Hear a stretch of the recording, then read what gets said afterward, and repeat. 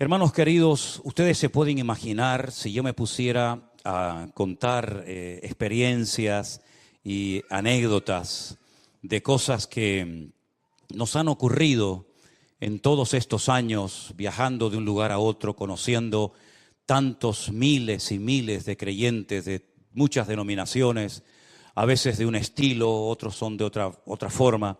Pero algo que me ha llamado mucho la atención, y es de lo que en el fondo yo quiero hablar, es el tema de la conversión.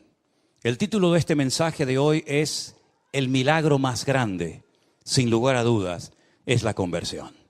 En mi caso particular, y perdonen que ponga mi ejemplo como primero, yo me convertí instantáneamente. No tardé mucho tiempo en dar el paso de recibir, de aceptar a Cristo como mi Señor y Salvador personal. Yo fui una mañana a una iglesia, había una especie de clases de escuela dominical. No hubo llamamiento, ni se habló así, digamos, de una forma evangelística. Pero a la tarde, cuando volví, en el primer culto, digamos, con predicación, con alabanza, con llamado, que yo asistí a mi vida, en esa primera reunión yo recibí a Jesús como mi Señor y Salvador personal hace ya muchos años atrás. Y no me costó recibir a Cristo, ni muchísimo menos. Creo que ha sido la decisión más sabia y la mejor decisión que he tomado en toda mi vida. Y no me arrepiento jamás de haberla tomado. Me hubiera gustado recibir al Señor antes, pero el Señor tiene estipulado tiempos, ¿verdad? Y ocasiones para cada uno de nosotros. Pero observando cómo se convierten algunas personas, es algo que a mí siempre me ha llamado la atención. Porque hay, por ejemplo, personas que se han convertido, no muchos, he conocido algunos, solos. Leyendo a lo mejor la Biblia o en la habitación de su casa, poniéndose de rodillas y pidiendo perdón por sus pecados o como sea, se han convertido solos, sin que nadie les predicara, sin ir a ninguna iglesia, sin escuchar a ningún pastor predicar, solos en su casa o en su coche o donde sea, se han convertido al Señor. No es lo común, no es lo habitual. La Biblia dice, ¿cómo creerán si no hay quien les predique? ¿Verdad? Pero hay personas que se han convertido solas. No sé si aquí en esta tarde entre nosotros o en casa viéndonos en sus hogares hay alguna persona que puede decir, sí, yo me convertí solo o sola, ¿no? Pero ya digo, no es lo normal. Pero he visto que hay personas que se han convertido después de un largo proceso. Personas que han estado asistiendo días, semanas, meses, no sé si años a una iglesia. Y al final, después de haber escuchado docenas de sermones, de haber cantado muchas canciones y de haber oído muchos testimonios, finalmente toman el paso de aceptar al Señor Jesús como su Salvador personal, ¿verdad? Sin embargo, hay otras personas como yo que lo hicimos instantáneamente y hay otras personas que se han convertido, pero les ha costado. Han tenido que tocar fondo, lo han perdido ya todo, menos la vida.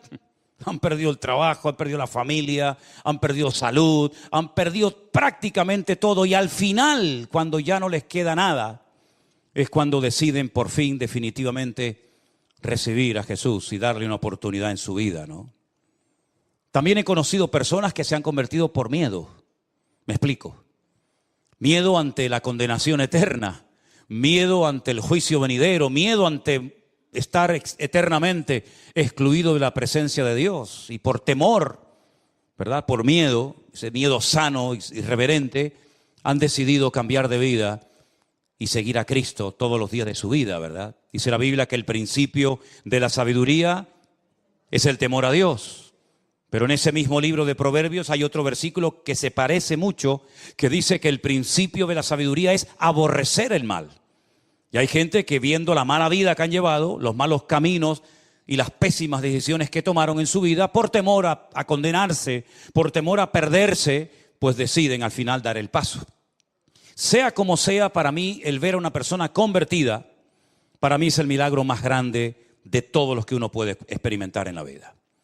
Porque es el único milagro que Satanás no puede imitar. Otros milagros sí los puede y de hecho a veces los imita. Pero el milagro de la conversión, el transformar una vida, el diablo, ese milagro, no lo puede experimentar. No lo puede hacer que otra persona tenga esa experiencia si realmente no ha aceptado al Señor. Ahora, toda verdadera conversión tiene que tener 3 elementos fundamentales. Yo los voy a mencionar y a continuación se los voy a explicar para que queden bien claros estos conceptos. Toda verdadera conversión tiene que tener justificación, regeneración y adopción. Empecemos por la primera. La justificación es la palabra que se emplea en la Biblia para decir que el pecador ha sido declarado justo, limpio de pecado, como si nunca hubiese pecado, borrón y cuenta nueva. Si prefieres utilizar el término nacer de nuevo, lo puedes hacer. Dice la Biblia en Romanos capítulo 5 que justificados pues por la fe tenemos paz para con Dios por medio de nuestro Señor Jesucristo. Dios no justifica al pecado, lo que justifica es al pecador arrepentido. Ser declarado justo, presentarte delante de Dios sin tener que avergonzarte una vez que le has recibido y aceptado como tu Señor y Salvador personal. Saber que eres libre de toda condenación, como dice la Biblia, de modo que si alguno está en Cristo, nueva criatura es. Las cosas viejas pasaron, he aquí todo es hecho nuevo. Y ahora no hay ninguna condenación, ninguna, hermanos, ninguna, para los que están en Cristo Jesús. Los que no andan conforme a la carne, evidentemente, sino conforme al Espíritu. ¿Saben lo maravilloso es que ser libre de toda condenación y poder orar, poder cantar a Dios, poder honrar al Señor, sabiendo que todos mis pecados han sido perdonados por el amor de Dios? ¿No es maravilloso, hermanos? ¿No es maravilloso? ¿No se merece un fuerte amén el Señor? Y un aplauso también, ¿por qué no? Es una maravilla. Libres, libres, aleluya. Qué maravilloso es la libertad, ¿verdad? Terrible el libertinaje, pero la libertad gloriosa que tenemos ahora en Cristo es realmente un privilegio. Eso es ser justificado, eso es lo que conocemos como la justificación. Pero la regeneración es el cambio tanto instantáneo como progresivo que se lleva a cabo en una vida que ha nacido de nuevo. Está claro que nuestros pecados son perdonados instantáneamente, pero nuestra vida no cambia instantáneamente. Entramos en un largo proceso, ¿verdad? Y ahí el Señor comienza a moldearnos, ahí el Señor comienza a tratar con todas y cada una de las áreas de nuestra vida. Comienzan a salir cosas que ni siquiera sabíamos que las teníamos. Es como cuando calientan el oro y entonces comienzan a salir todas las impurezas y las van quitando, ¿verdad? Y eso es lo que ocurre después de haber sido justificados por el Señor. Que el Señor comienza a tratar con nuestro carácter. El Señor comienza a tratar con cosas de nuestro pasado que todavía en nuestra mente nos juegan o les gustaría jugarnos malas pasadas, ¿verdad? Y el Señor comienza a transformarnos, comienza, digamos, a moldearnos. Y en vez de parecernos al diablo, comenzamos a parecernos a Cristo. Cuando el hombre pecó, comenzó a hacer cosas que son típicas del diablo.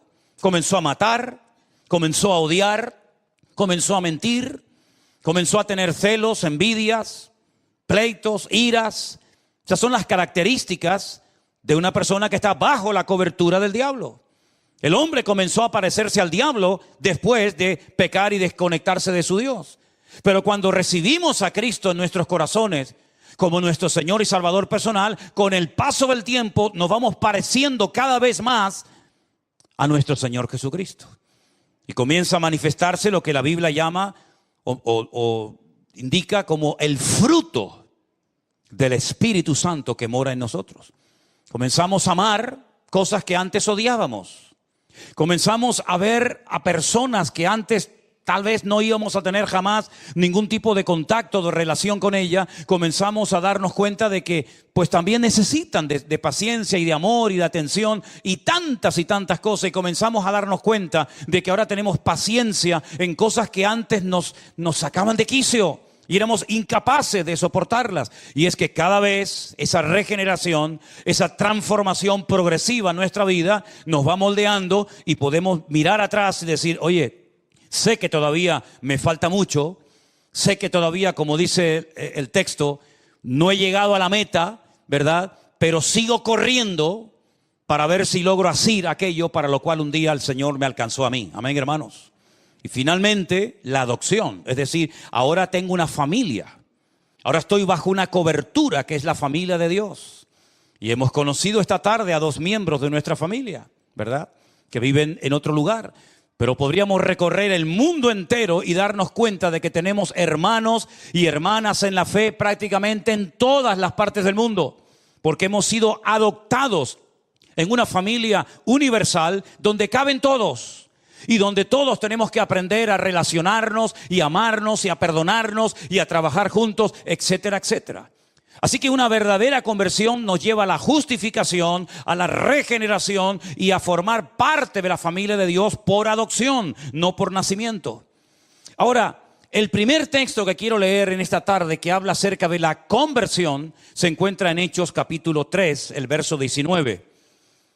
Pedro y Juan acaban de orar por un paralítico que ha sido milagrosamente sanado. Y ellos aprovechan la oportunidad para dar testimonio de su Dios, para evangelizar a las personas que allí están viendo aquel milagro. Y él dice, ya digo, en el capítulo 3, verso 19, arrepentíos y convertíos. Las 2 palabras. Tú te puedes arrepentir de algo que has hecho, pero eso no significa de que te hayas convertido. Tú te puedes arrepentir de haber robado, de haber mentido o de haber hecho algo malo, pero eso no significa que has cambiado. Te has arrepentido, pero no te has convertido. Pero Pedro dice, arrepiéntanse y conviértanse para que sean borrados vuestros pecados y para que vengan de la presencia del Señor tiempos de refrigerio. Epistrefo.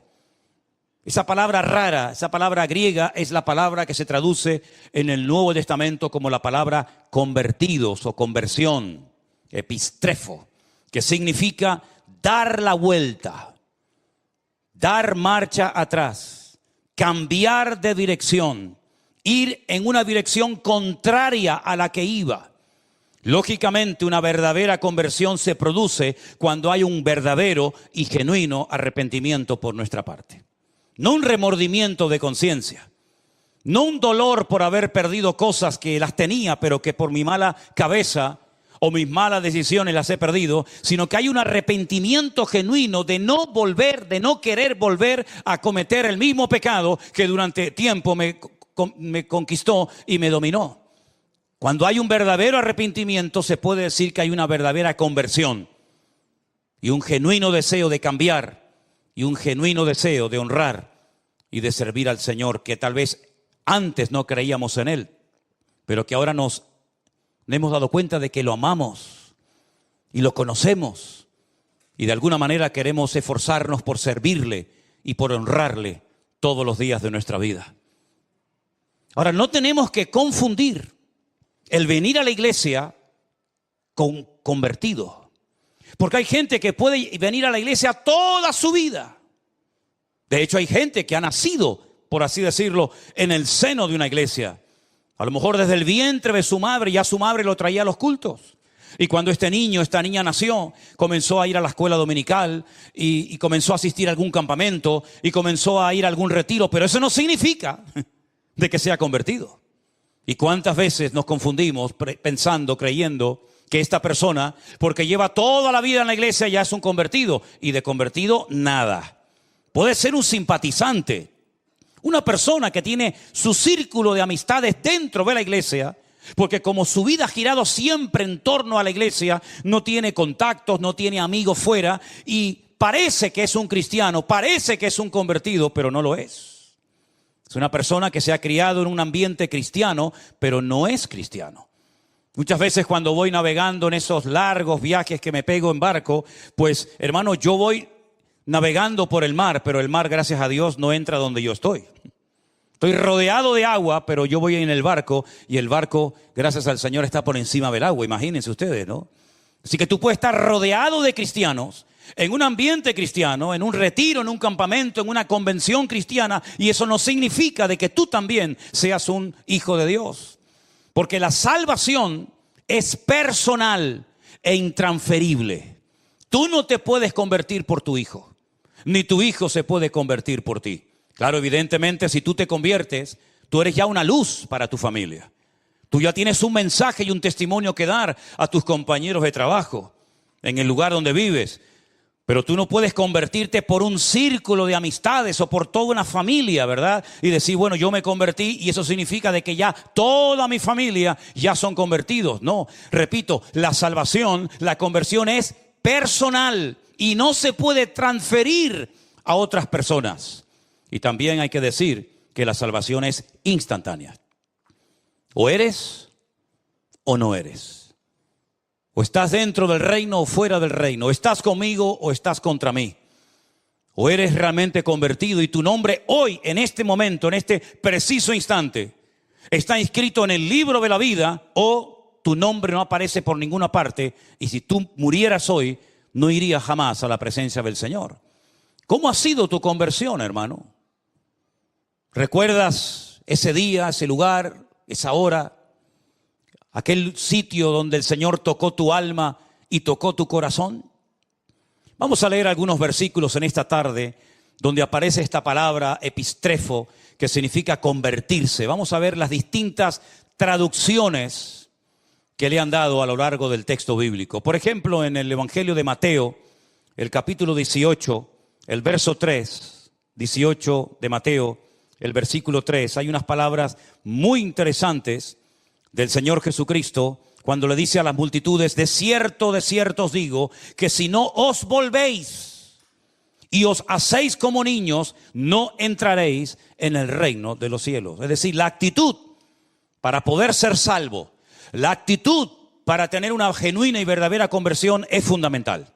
Una persona con soberbia, una persona arrogante, una persona que se cree que lo sabe todo, que no necesita de nada ni de nadie, difícilmente esa persona llegará a una convicción de pecados y pedirá perdón al Señor. Algo muy habitual, y precisamente me pasó, para no ir más lejos, esta semana, el jueves, mientras ustedes estaban aquí escuchando el mensaje de nuestro hermano Jerónimo que predicó. Yo estaba fuera hablando con una persona y cuando comienzo a hablarle, lo primero que me dice, como para escudarse, ¿no? Como para decir, cuidado que ya te he dicho lo que soy, dice, yo soy católico. Y le dije, ¿usted es católico? Y dice, sí. Digo, ¿de verdad? ¿Pero practicante? ¿Se confiesa habitualmente? ¿Va a misa? ¿Acepta la autoridad del Papa sobre su vida? ¿Es usted un buen idólatra? ¿Reza usted el rosario? Que el Dios te salve María, llena eres de gracia, el Señor es contigo, bendito, todo eso. ¿Es usted un buen católico? Me dice, bueno, no. Digo, entonces permítame que le diga, usted no es nada. Y me dice, es verdad, yo creo que no soy nada. Digo, ya nos estamos entendiendo. Digo, mire, ¿sabe por qué usted dice que es católico? Porque unos señores de España, hace muchos siglos atrás, se fueron allí y les conquistaron a ustedes.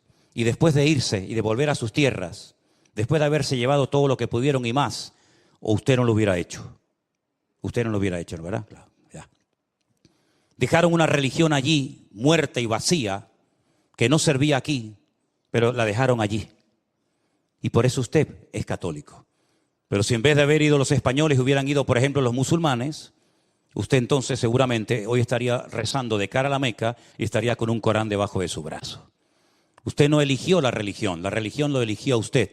Y no fue algo que usted decidió seguir o aceptar, sino fue algo que le impusieron a usted casi desde el vientre de su madre. Es decir, cuando una persona cree que por ser católico o miembro de una iglesia, sea esta o cualquier otra, ya es salvo, convertido, se equivoca rotundamente. Porque la conversión no pasa por una denominación.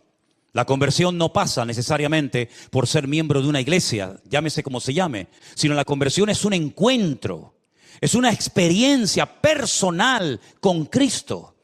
Yo me arrepiento, yo reconozco que soy un pecador, yo reconozco que me he equivocado. Eso de que no, yo siempre he creído, no dudo de que usted siempre haya creído, pero déjeme que le recuerde a alguien, el más creyente del mundo, el que nunca ha dudado de la existencia de Dios, el que cree que los 66 libros de la Biblia, desde el Génesis 1:1 hasta la amén de Apocalipsis, es palabra de Dios, el que cree en el Padre, en el Hijo, en el Espíritu Santo, el que cree en el cielo, en el infierno, el que cree en las parábolas, las profecías y las promesas, el que nunca jamás ha dudado de la existencia de Dios, es nada más y nada menos que un caballero llamado Satanás, el diablo.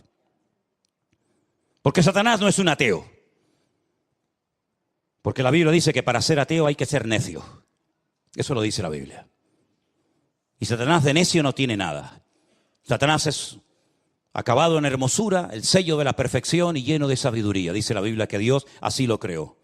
Y díganme ustedes si Satanás va a pasar la eternidad en la presencia del Señor junto con su amada iglesia. ¿Usted cree en eso? Pero si es un creyente. Si jamás ha dudado de la existencia de Dios. Es que creer sí es importante, pero no es suficiente. No hay ningún mérito en decir yo creo en Dios. Yo he creído toda mi vida y... ¿Quiere que ahora le toquemos una música especial y le hagamos una fiesta por haber creído en Dios? No hay ningún mérito en haber creído en Dios. El mérito no está simplemente en creer. El mérito está en confesar que ese Dios en el cual creo, a partir de hoy va a ser mi Señor, mi Salvador, mi cobertura, mi amo, mi dueño y mi todo. Y yo le rindo a Él mi vida y entonces es cuando comienzo a experimentar el gozo de la salvación, porque uno no nace salvo y luego con el paso del tiempo se condena, sino que uno nace condenado y hay un momento puntual en la vida en el que tú te conviertes y experimentas el nuevo nacimiento. Y de nada sirven las teorías. Un hombre principal entre los judíos que se sabía muchos libros de memoria de la Biblia, más que cualquiera de nosotros, le dijo al Señor: Señor, sabemos que has venido como maestro, porque nadie puede hacer las señales que tú haces si no está Dios con él. El Señor se le queda mirando y le dice: mira, Nicodemo, escúchame una cosa. Si tú no naces de nuevo, tú no puedes ni ver ni entrar en el reino de los cielos. Ni ver ni entrar. Me llama mucho la atención esos dos verbos. Porque podía haber dicho: podrás ver el reino, podrás ver la gloria, pero no entrarás en ella. ¿Por qué le dijo ni ver ni entrar? Porque ellos casi reverenciaban al que llaman Moshe Rabenu. Moisés es nuestro maestro. Y se dirigen a él con un respeto tremendo, ¿verdad? Y ellos saben perfectamente que Moisés no entró en la tierra prometida, pero vio la tierra prometida. La vio desde la frontera de lo que llamaríamos hoy en día Jordania. El Señor le dijo: no vas a entrar, te lo he dicho, pero te voy a permitir ver la hermosura de la tierra prometida. Y dice que milagrosamente le permitió ver toda la tierra de Canaán, toda la tierra que fluye leche y miel, pero no entró en ella. Pero en el caso tuyo, Nicodemo, toda la Torá que te sabes de memoria, todos los 613 mandamientos que has aprendido de memoria desde tu más tierna infancia, toda tu circuncisión y todo lo que te sabes de memoria no te va a servir ni siquiera para ver el reino si no naces de nuevo. Así que tienes que nacer de nuevo para poder ver, para poder entrar y para poder disfrutar de ese reino. Y lo dejó planchado porque no entendía nada. Y le dice: pero esto es imposible. Pero lo que me estás proponiendo es que me vuelva otra vez a meter en el vientre de mi madre y nacer de nuevo. Yo no puedo hacer eso. No hay nadie que pueda hacer eso. Y el Señor le explica que no es ese tipo de nacimiento, ¿verdad? Sino es el nacimiento espiritual, ese encuentro con Cristo, ¿verdad? Y como he dicho en varias ocasiones, si tú has nacido una vez, vas a morir 2 veces. Pero si tú has nacido 2 veces, solamente vas a morir una sola vez. Algunos dirán: no entendí nada. Pues ahí te lo dejo. Te lo vuelvo a repetir: si has nacido una vez, mueres 2 veces. Y si has nacido 2 veces, solamente morirás una sola vez. La semana que viene le explico por qué. Eso es lo que dice la palabra. Que tenemos que hacernos como niños. Hay un cambio de actitud. Ya no me escudo, ya no me escondo detrás de una enseñanza religiosa, llámese como se llame, sino que incluso tengo que tener la actitud de un niño dependiente de mi Dios y de mi Padre, sabiendo que no es por mis méritos, por mis buenas acciones, por mis buenas obras que obtengo en la salvación de mi alma, sino por los méritos de aquel que nosotros lo llamamos nuestro Señor Jesucristo. ¿Cuántos dicen amén?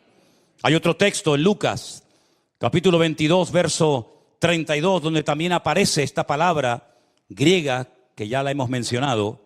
Lucas 22, 32. Priscila nos va a leer ese texto, por favor.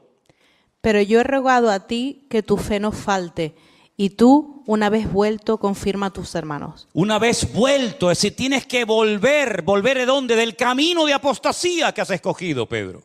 Tú te has desconectado de mí, tú has renegado de mí y de mi nombre. Tú has dicho públicamente, no lo conozco, no sé quién es ese hombre. Tienes que volverte, tienes que ir al epistrefo, tienes que volver atrás y volverte a quién, a Dios, para que Él te vuelva a perdonar, para que Él te vuelva a restaurar y poner en primera línea donde estuviste, pero que saliste porque me negaste públicamente, y todos lo sabemos, ¿verdad?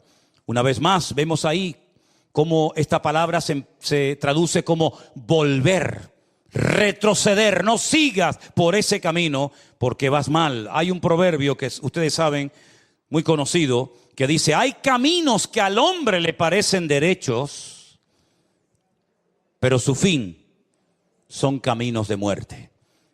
Si la hermana que el otro día me mandó un WhatsApp diciendo que puedo tener problemas en la mano del metacarpiano porque cojo mucho el micrófono, no se haga ningún problema, hermana. Estoy perfectamente de los metacarpianos y de todas esas vainas. Hechos capítulo 26. Gracias por su preocupación, hermana, pero cada día estoy mejor. Diga al débil, fuerte soy, y Él renovará nuestras fuerzas como el búfalo, dice la Biblia. Estarán vigorosos y verdes. Algunos están verdes, Algunos.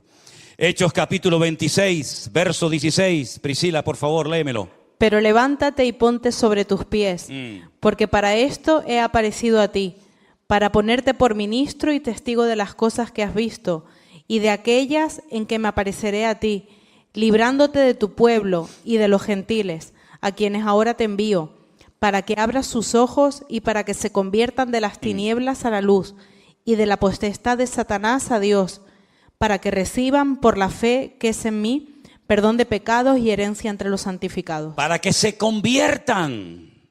Si no se convierten, lo único que tienen es una religión, pero no tienen una conversión, no tienen una relación con Dios. Y yo te he cambiado, te he librado de tu pueblo y de los gentiles, te he transformado, me he aparecido en tu camino.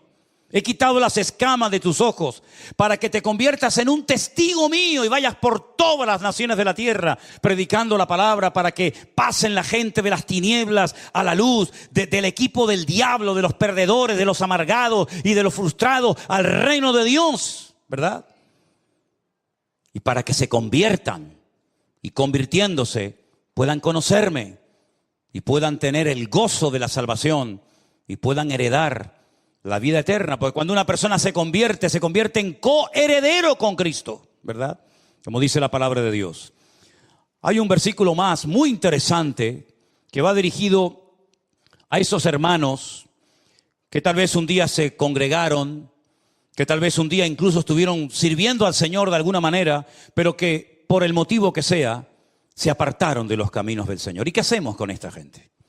¿Qué hacemos con aquellos que parece que se querían comer el mundo y al final el mundo terminó comiéndoselos a ellos? ¿Qué hacemos? ¿Qué palabra, qué solución nos da la Biblia para que se descarrió y tomó un mal camino? Bueno, Santiago nos dice en el capítulo 5, el verso 19 y 20, estas palabras tan interesantes que tenemos que tener en cuenta en nuestra vida. Hermanos, si alguno de entre vosotros se ha extraviado de la verdad y alguno le hace volver, sepa que el que le haga volver al pecador del error de su camino, salvará de muerte un alma y cubrirá multitud de pecados. Luego existe la posibilidad de que un hermano tome un camino equivocado. Existe la posibilidad de que un hermano se salga del camino correcto y vuelva atrás, se descarríe, cual hijo pródigo.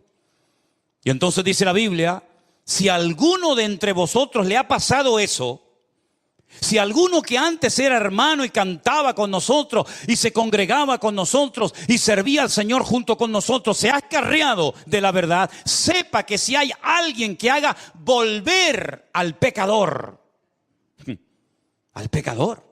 del error de su camino, le salvará el alma y cubrirá multitud de pecados. Luego hay la posibilidad de descarriarse, de desconectarse del Dios que un día te iluminó, del Dios que un día te perdonó, de ese Dios que ese día te transformó la vida. Pero hay también la posibilidad de poder volver a Él en arrepentimiento, y el Señor te vuelve a perdonar y te vuelve a restaurar, porque Dios no solamente salva, sino que también restaura a las personas que por el motivo que sea se han enfriado y se han descarriado de los caminos del Señor. Vemos en la Biblia muchos llamados al arrepentimiento. No solamente aquellos llamados que hacían los profetas al pueblo de Israel cuando decían: volved, dejad vuestras obras, volved a la senda antigua, dejad la idolatría, dejad la corrupción, la avaricia, la usura, ¿verdad? Sino que también encontramos, hermanos, en el Nuevo Testamento una preciosa y conocidísima parábola de aquel joven que decide marcharse y malgastar sus bienes y vivir perdidamente hasta que vuelve en sí. Y dice la Biblia: volveré a la casa de mi padre y le pediré perdón y diré: Padre, he pecado contra el cielo y contra ti. Ya no soy digno de ser llamado tu hijo. Y entonces vemos como el padre lo restaura. El padre le da un nuevo vestido, pone calzado en sus pies, pone un anillo en su mano, ¿verdad? Le restaura la autoridad, lo vuelve a poner como hijo de toda dignidad, y mata al becerro gordo y hacen una fiesta porque mi hijo, que lo dábamos por muerto, ha vuelto otra vez a la vida. Hay ejemplos tremendos en la Biblia de personas que tuvieron una conversión tremenda con el Señor. Por ejemplo, el apóstol Pablo. La conversión del apóstol Pablo, no me digan a mí que no fue espectacular. Un religioso, un hombre que pensaba que había que destruir a los que en aquellos días se llamaban los del camino. Los que en Antioquía los llamaron por primera vez los Meshijín, los ungidos, los cristianos. Y cómo él estuvo como testigo en la muerte de Esteban y vio cómo lo mataban a pedrada. Y él estaba allí y no dijo: alto, ¿qué vais a hacer? ¿Cómo vais a matar a este hombre? Sino que él estaba allí y le dice: no se preocupen, tiren las piedras, yo les cuido aquí las sandalias, la ropa, y después las pueden venir a buscar. Y allí estaba frío como una piedra, ¿verdad? Como un témpano de hielo inmutable. Él estaba allí ese día, hermanos. Y él llevó presos a la gente, y él iba a ir al extranjero, a Damasco, capital de Siria, para llevar gente a Jerusalén. Fíjense el camino tan largo que iba a hacer, porque él pensaba en su ignorancia que ese era su deber, esa era su obligación: impedir que aquella secta rara y extraña se expandiera por todas las naciones de la tierra. Pero, si me permiten la expresión, le salió el tiro por la culata. Porque dice que camino hacia Damasco cae postrado en tierra, pierde la vista, queda ciego completamente, y oye una voz en hebreo que le dice: Saulo, Saulo, ¿por qué me persigues? Se habrá quedado temblando de pies a cabeza diciendo: ¿quién eres? ¿Quién me está hablando? Y cuando oyó la respuesta fue algo tremendo: yo soy Jesús, a quien tú estás persiguiendo. ¿Qué quieres que haga, Señor? Entra en la ciudad y se te dirá lo que debes de hacer. A los pocos días apareció por allí un tal Ananías, que no tiene nada que ver con aquel Ananías que murió en la iglesia primitiva, esposo de Zafira. Y dice que tenía miedo de ir a orar por él, porque decía: Señor, hemos oído lo que este hombre ha hecho, cómo le ha hecho daño a tus santos, cómo tiene poder y tiene cartas que le autorizan a llevarnos presos a Jerusalén si quisiera. Y el Señor le dice: vete, porque yo lo he levantado, va a ser un instrumento, y yo le voy a mostrar en él cuánto le es necesario padecer por mi nombre. Y llega y le pone las manos encima, recobra la vista, dice que se le caen como escamas de los ojos, y allí se bautiza. Aquel ritual que los judíos hacían habitualmente, ¿verdad?, para purificarse, pero ahora haciéndolo de corazón, ¿verdad? Y dice que al momento, prácticamente a los pocos días, se convirtió en un atrevido, en un valiente predicador, de tal manera que decían: pero este no es el que nos mataba el otro día, este no es el que venía a perseguirnos, que lo que le ha pasado. Y dice que los hermanos tenían miedo de juntarse con él. Claro, ¿cómo no van a tener miedo? Pero sin embargo, un hermano llamado Esteban dijo: ven, Pablo, ven, yo te voy a presentar a los hermanos. Hermanos, no tengan miedo, les presento aquí a nuestro hermano Saulo de Tarso, que a partir de ahora se va a cambiar el nombre, se va a llamar Pinjas o Pablo, y él es un hermano nuestro en la fe. Y cómo emprenden viajes misioneros, y al final el mismo Bernabé se pone bajo la cobertura de Pablo, porque sabe que Pablo es un hombre que Dios le ha dado una gracia especial para extender el evangelio a otras naciones, y cómo después de años Pedro, incluso hablando de Pablo, dice: hermanos, nuestro hermano Pablo, al cual el Señor le da una inmensa, una enorme sabiduría, y que escribe cosas profundas y difíciles de entender, las cuales los indoctos tuercen para su perdición. Como reconoce, ¿verdad?, la autoridad, la sabiduría, la unción especial que Dios había depositado en la vida de Pablo. Una conversión genuina. Pablo nunca más volvió a ser esa persona llena de odio, de amargura, de resentimiento, sino que lean la lista de lo que padeció: apedreado, azotado, torturado y tantas cosas. Una conversión genuina. Amén, hermanos. No me digan a mí que la conversión no es el milagro más grande de todos los que podemos observar a lo largo de nuestra vida. ¿Y qué me dicen ustedes de aquel etíope, aquel hombre de color que venía sentado en su carro después de haber estado en Jerusalén y había comprado seguramente por una fortuna un pergamino, un lienzo del profeta Isaías, que no sé ni cómo podía leerlo porque estaba en un idioma que él no dominaba, pero se ve que lo leía, pero no entendía nada?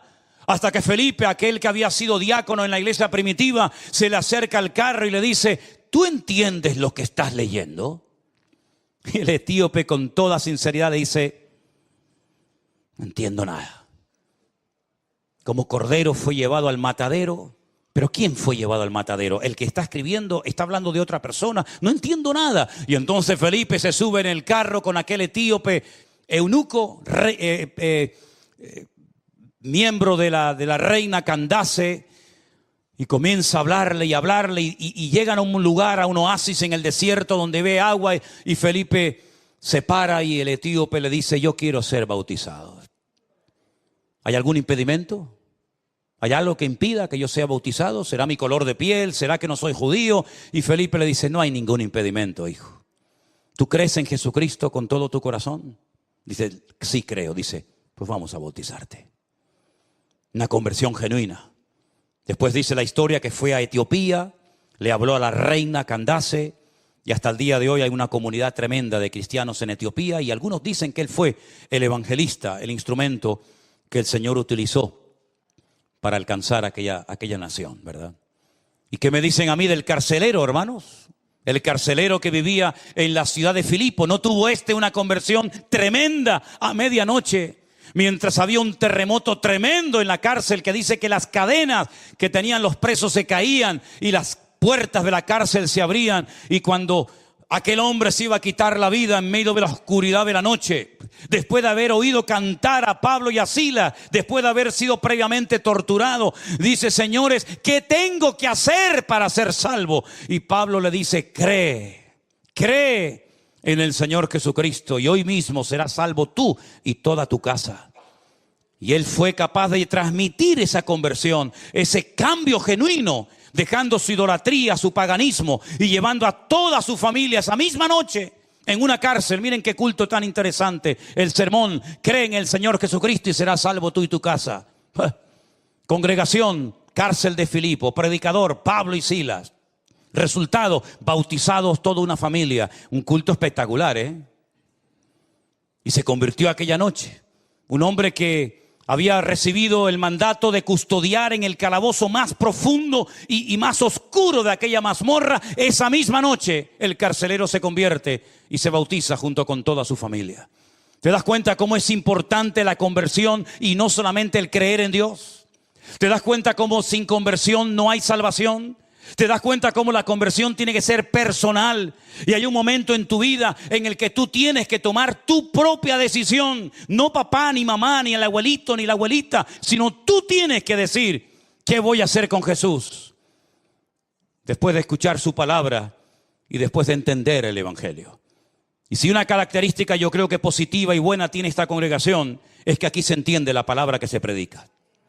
No tienen que salir en medio de una predicación Estos hermanos que a veces se levantan es porque me imagino que quieren ir al baño. Pero no es porque tienen que ir a la librería de la esquina a comprar un diccionario porque no entienden la terminología al que el pastor está predicando. No es por eso. Porque en esta iglesia se entiende perfectamente el mensaje. Da igual quien lo predique. Porque la gracia y la cobertura del Espíritu fluye en todos los que se suben a este lugar a predicar. De tal manera que hasta el más pequeño y el más tonto y el más nuevo puede entender perfectamente lo que ese hombre quiso decir ese día con la predicación del Evangelio. Y ahora que ustedes han entendido el Evangelio y que les ha hablado de la conversión y les ha hablado de que hay que arrepentirse y convertirse, y no es cuestión de cambiar de imagen, no es cuestión de cambiar de religión, es cuestión de cambiar de camino, de rumbo. Si en esta tarde entre nosotros hay alguna persona que nunca se ha convertido,